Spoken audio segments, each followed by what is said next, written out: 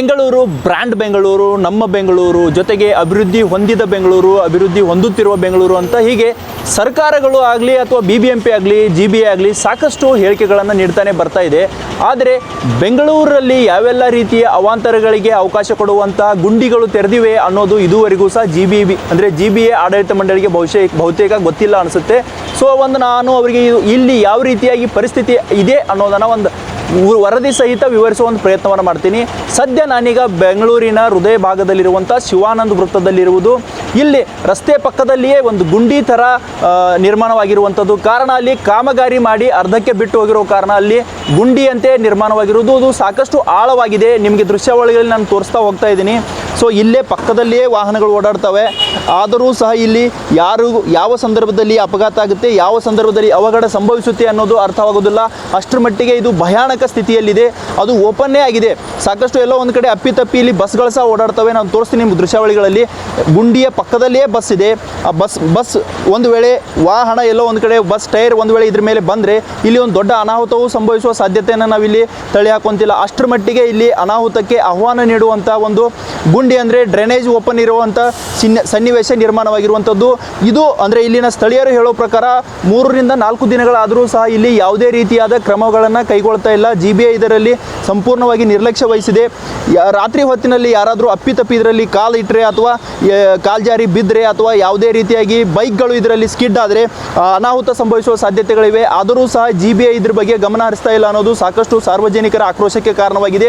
ನೋಡ್ತಾ ಇರ್ಬೋದು, ಸಾಲುಗಟ್ಟಿ ವಾಹನಗಳು ನಿಂತಿವೆ. ಅದರ ಪಕ್ಕದಲ್ಲಿಯೇ ವಾಹನಗಳು ಹಾದು ಹೋಗ್ತಿವೆ.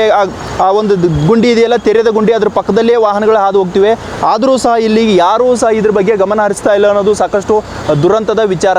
ಇನ್ನಾದರೂ BBMP ಈ ಬಗ್ಗೆ ಗಮನ ಹರಿಸಿ ಈ ಗುಂಡಿಯನ್ನು ಮುಚ್ಚಿಸಿ ಸಾರ್ವಜನಿಕರಿಗೆ ನಿರಾಯಾಸವಾಗಿ ಓಡಾಡಲು ಅನುಕೂಲ ಮಾಡಿಕೊಡಬೇಕಾಗಿದೆ. ಜೊತೆಗೆ ವಾಹನ ಸವಾರರಿಗೂ ಒಂದು ಅಭಯವನ್ನು ನೀಡಬೇಕಾಗಿದೆ. ಇಲ್ಲ ಅಂದರೆ ಯಾವುದೇ ರೀತಿಯಾಗಿ ನಿರ್ಲಕ್ಷ್ಯವನ್ನು ವಹಿಸಿದರೆ ಇದೇ ಗುಂಡಿಯಲ್ಲಿ ಅನಾಹುತ ಸಂಭವಿಸುವ ಸಾಧ್ಯತೆಗಳು ಸಾಕಷ್ಟಿವೆ. BBMP ಅಧಿಕಾರಿಗಳು ಹೇಳ್ತಾರೆ, ಬೆಂಗಳೂರಿನಲ್ಲಿ ಎಲ್ಲ ರೀತಿಯಾದ ಪ್ಯಾಟ್ರೋಲ್ಗಳನ್ನು ಮುಚ್ತೀವಿ, ಸಾರ್ವಜನಿಕರಿಗೆ ಅವಕಾಶ ಮಾಡಿಕೊಡೋ ನಿಟ್ಟಿನಲ್ಲಿ ಎಲ್ಲ ರೀತಿಯಾದ ಕ್ರಮಗಳನ್ನು ಕೈಗೊಳ್ತೀವಿ ಅನ್ನೋ ಮಾತುಗಳನ್ನು ಬೆಂಗಳೂರು ನಗರಾಭಿವೃದ್ಧಿ ಸಚಿವರಾದಂಥ ಕೃಷ್ಣ ಬೈರೇಗೌಡರು ಹೇಳ್ತಾರೆ. ಆದರೆ ಅವರು ಈ ಒಂದು ಸಲ ಈ ವರದಿಯನ್ನು ನೋಡಿದ್ರೆ ಅರ್ಥ ಆಗುತ್ತೆ ಯಾವ ರೀತಿಯಾದ ಒಂದು ಅಧೋಗತಿ ಸ್ಥಿತಿ ಇಲ್ಲಿ ಈ ಒಂದು ಪ್ರದೇಶದಲ್ಲಿ ನಿರ್ಮಾಣವಾಗಿದೆ ಅನ್ನೋದು ಇಲ್ಲಿ ಸ್ಪಷ್ಟವಾಗಿ ಅರ್ಥ ಆಗುತ್ತೆ. ಕಾಮಗಾರಿಯನ್ನು ಮಾಡಿದರೆ ಅದರ ಒಂದು ಮುಚ್ಚುವ ಕೆಲಸವನ್ನು ಸಹ ಮಾಡಿಲ್ಲ ಅನ್ನೋದು ನಿಜಕ್ಕೂ ದುರಂತದ ಸನ್ನಿವೇಶವಾಗಿರುವಂಥದ್ದು.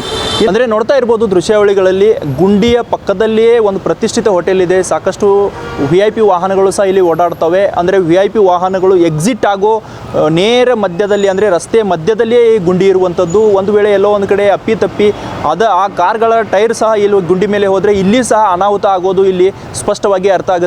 ನಾವು ಇಲ್ಲಿ ಬೆಂಗಳೂರಿನ ಜನಾರ್ದನ್ ಹೋಟೆಲಲ್ಲಿ, ಅಂದರೆ ಹೋಟೆಲ್ ಮುಂದೆ ಇರುವಂಥ ವಾಸ್ತವ ಸ್ಥಿತಿಯನ್ನು ಇಲ್ಲಿ ನಿಮಗೆ ಸರ್ಕಾರಕ್ಕೆ ಜೊತೆಗೆ GBA ಗಮನಕ್ಕೆ ತರುವ ಒಂದು ಪ್ರಯತ್ನ ಮಾಡ್ತಾ ಇದ್ದೀವಿ. ಇನ್ನಾದರೂ BBMP GBA ಅಧಿಕಾರಿಗಳು ಎಚ್ಚೆತ್ತು ಈ ಗುಂಡಿಯನ್ನು ಮುಚ್ಚುವ ಕಾರ್ಯವನ್ನು ಮಾಡ್ತಾರಾ ಅನ್ನೋದನ್ನು ನಾವಿಲ್ಲಿ ನೋಡಬೇಕಾಗಿರುವಂಥದ್ದು. ಈ ಕಾರಣಕ್ಕಾಗಿ ಸಾರ್ವಜನಿಕರು ಸಾಕಷ್ಟು ಆಕ್ರೋಶಕ್ಕೆ ವ್ಯಕ್ತವಾಗ್ತಾ ಇದೆ, ಸಾಕಷ್ಟು ಒಂದು ಬೇಜಾರನ್ನು ವ್ಯಕ್ತಪಡಿಸ್ತಾ ಇದ್ದಾರೆ. ಈ ಆಡಳಿತ ವ್ಯವಸ್ಥೆ ವಿರುದ್ಧ ಸಾಕಷ್ಟು ಒಂದು ಹಿಡಿಶಾಪವನ್ನು ಹಾಕ್ತಾ ಇರುವಂಥದ್ದು. ವಿಡಿಯೋ ಜರ್ನಲಿಸ್ಟ್ ಕೀರ್ತನ್ ಜೊತೆ ಪ್ರಹ್ಲಾದ್, ಪ್ರತಿಧ್ವನಿ ನ್ಯೂಸ್, ಬೆಂಗಳೂರು. ಹೆಚ್ಚಿನ ವಿಡಿಯೋಗಳಿಗೆ ಪ್ರತಿಧ್ವನಿ ಯೂಟ್ಯೂಬ್ ಚಾನೆಲ್ ಸಬ್ಸ್ಕ್ರೈಬ್ ಮಾಡಿ, ಬೆಲ್ ಐಕಾನ್ ಕ್ಲಿಕ್ ಮಾಡಿ.